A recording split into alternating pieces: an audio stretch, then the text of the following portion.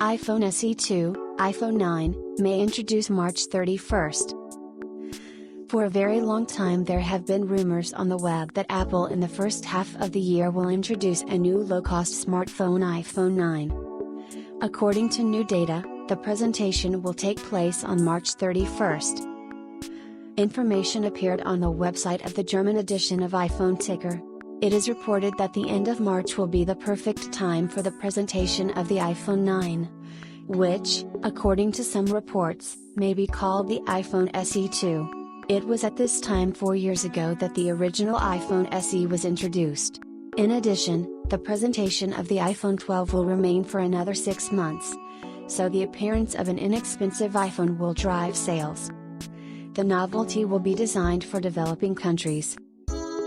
According to insiders, the iPhone 9 will be made in the design of the iPhone 8 3 years ago. He will receive the flagship Apple A13 Bionic processor and 3GB of RAM. On sale will be 2 versions of 64 and 128GB of permanent memory. The cost of the smartphone starts at $399. At the same time, according to preliminary data, sales will begin on April 3rd.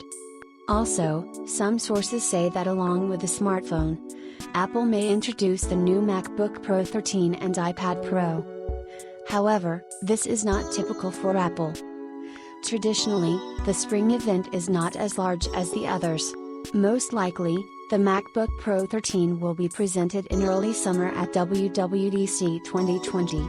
It is expected that he will receive an updated 10th generation Intel processor and a keyboard with a scissor mechanism.